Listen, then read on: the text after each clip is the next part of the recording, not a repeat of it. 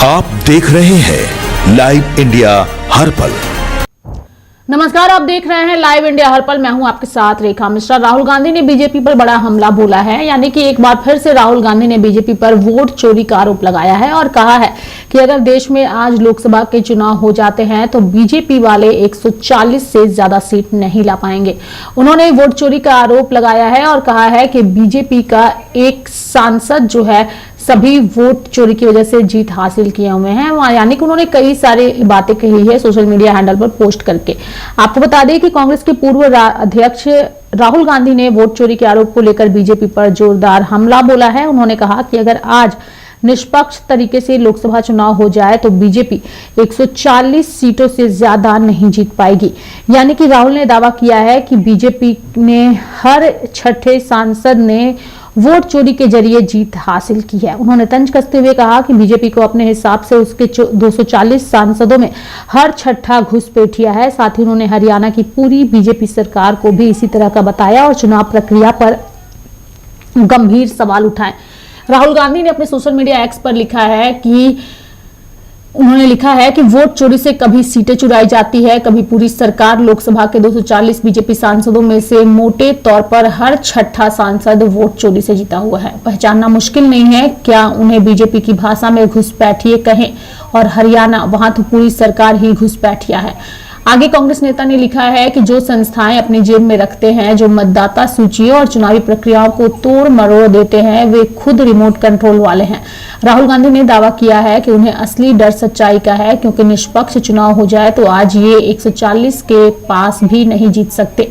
BJP पर हमले तेज कर दिए राहुल गांधी ने, और राहुल गांधी ने असम और पश्चिम बंगाल विधानसभा चुनाव के परिणाम आने के बाद एक बार फिर कथित वोट चोरी को लेकर बीजेपी पर हमले तेज कर दिए हैं। उन्होंने दावा किया है कि बीजेपी ने निर्वाचन आयोग की मदद से इन दोनों राज्यों में चुनाव की चोरी की है और असम और पश्चिम बंगाल विधानसभा चुनाव में बीजेपी को बड़ी जीत हासिल हुई है, और इसके बाद से ही राहुल गांधी लगातार हमलावर है।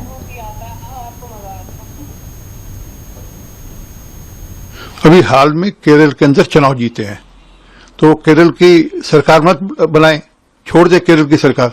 असल में क्या है कि झूठ का प्रपंच, झूठ के नैरेटिव क्रिएट करना उनकी आदत बन गई है। जब जीत जाओ, जहां जीत जाओ वो ठीक है, जहां हार जाओ तो वहां पर इलेक्शन कमीशन ठीकरा फोड़ो। असल में क्या है कि वे ये नहीं मानते कि लोगों ने उनको 99 बार रिजेक्ट किया है। ये जो चुनाव हुए हैं इसमें 99 का फिगर उन्होंने टच कर लिया है, जबकि इलेक्टोरल ने उनको रिजेक्ट किया है। जीबी के चीफ सपोर्ट मांगा उन्होंने, कांग्रेस ने सपोर्ट किया है। अब इसका उत्तर तो डीएमके को देना है, जो कि ऑलरेडी कह रही है कि कांग्रेस ने पीठ पे छुरा घोंपा है, और डीएमके वाले ये कह रहे हैं कि इसका असर उनको इंडी अलायंस पे भी पड़ेगा, क्योंकि आज के बाद कोई भी इंडी अलायंस का पार्टनर कांग्रेस पर विश्वास नहीं करेगा, कांग्रेस को एक अपॉर्चुनिस्ट पार्टी की तरह देखेगा।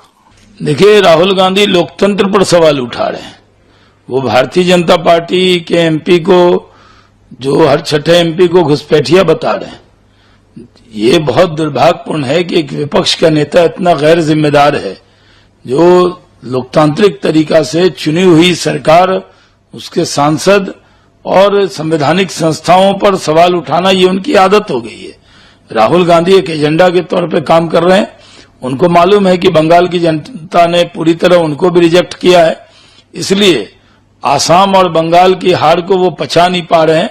जब केरल में जीत गए तो बहुत अच्छा हो गया। तमिलनाडु में स्टालिन से हटके उस सरकार में घुसने की कोशिश कर रहे हैं और एक तरफ भ्रम पैदा करना चाहते हैं। इस देश में लोकतांत्रिक व्यवस्था है, इस देश के अंदर चुनाव आयोग काम करता है, पूरी दुनिया में इसकी साख है, लेकिन राहुल गांधी उसकी साख को कम करने के लिए इस तरह की बयानबाजी कर रहे हैं। कांग्रेस तो मेरे साथ फिलहाल अभी के लिए इस खबर में इतना ही। आप देखते रहिए लाइव इंडिया हर पल। नमस्कार।